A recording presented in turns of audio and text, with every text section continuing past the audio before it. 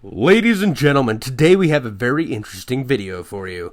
A little bit pervy, a little bit great, but we're going to be talking about Bloodrayne. Now, this 2002 special came out and landed with quite a solid thud. I mean, it had not like a bad thud, but like a bang, because it even spun off into a sequel, which I have not played yet. But the basis for this game is, you're playing as this chick. I can't remember her name, Rain or something. And this sexy nun comes and tells you, hey, yeah, we need you. We need your half vampire ass, because her mom's a vampire, I think her dad's a human, to come kill some of these creatures. So you go down to the midst of Louisiana, down on the bayou. Lord, I have never seen monsters and creatures alike like on the bayou. But you go down there, which kind of sucks for an opening level, especially when for some reason all water hurts you. Now, correct me if I'm wrong, but I thought vampires were only allergic to holy water. I guess I'm wrong. I guess all fucking H2O hurts them. In that case, I'm pretty sure the greatest vampire slayer of all time would be the Water Boy. Now, you kind of follow the little tracks, try to figure out what's going on, pick up some guns, which is always chef's kiss in a game, and start slamming some weird monsters and vampires and whatever these other things are with the help of your little vampire detective vision and your sexy ass and your leotards, using your grapple hook to pull people in, because the only way to really feed in this game is you grapple hook people to you, you jump on them like you're straddling a dick, and then you just bite into their neck and chug down some blood. That is how you heal in this game. Now, the one thing that I really noticed right away in this game is the enemy design is really cool, especially for the early 2000s. Now, that's nothing against the early 2000s, but I feel like a lot of these hack and slash type of games had a huge problem with trying to identify good enemy designs early on in a game. It was like you fight the same 6 enemies throughout the entire game, and that was standard for the 2000s. This game gave me a solid 4 or 5 enemies. Or no, it's 3? It's like, well, you got a different spider variant, so yeah, 4 enemies. You got 2 variants of zombie vampire people that try to kill you. You got your ones with the slicey arms, and then you got some other jabronis with guns. Then you have a red spider and a gray spider. And look at the carnage. Every hit you have on people, it like dismembers them, which is really cool. I know other games were doing dismemberment back in the 2000s. But I really like the application in this game. It really works. Another thing this game did really good is its detective vision. It feels really reminiscent of like the Batman games, but it did it way before the Batman games. Now I don't know what the first game to do this was, but I really felt like the application here, I think it really, really works. Everything about this game I really thought meshed well. But anyways, back to the story. So, after you get all your tools, Miss Nun Girl gets eaten, so you utilizing your full potential, ooh baby, go and try to hunt down the thing that kills her. So you go into the worst part of the opening of this game.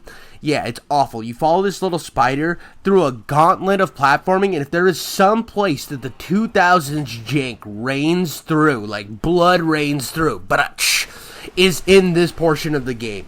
Now, I died so many goddamn times in this part. You just get lost, and then you hear her say, it's all over.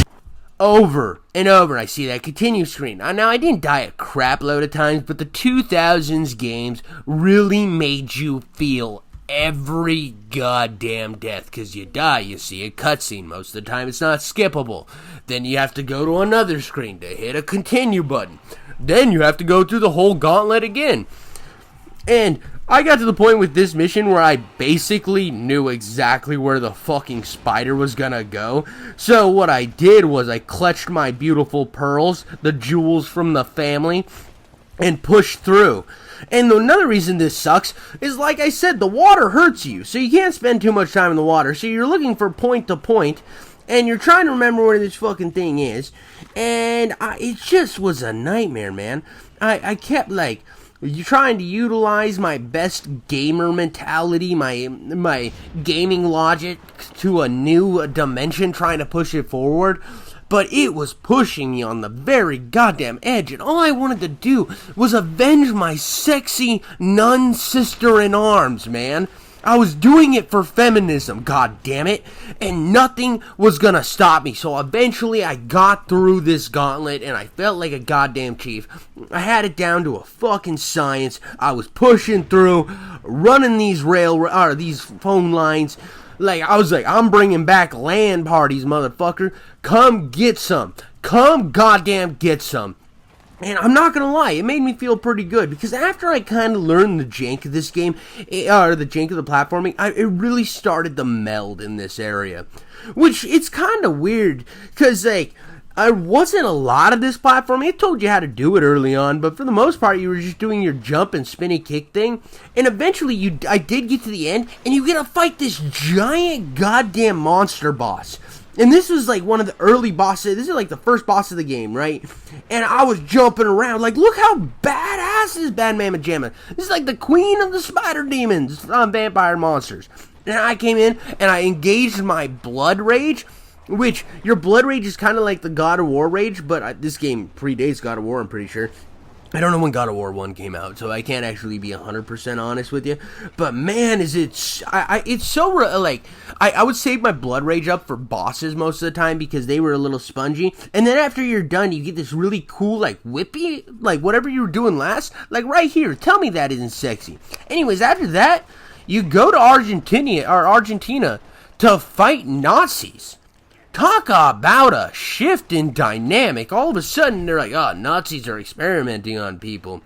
Listen here, Bloodrayne, you gotta go do the stuff in the Nazi place in Argentina. I keep wanting to call it Argentina. Goddamn Bloodrayne's making my mind blow.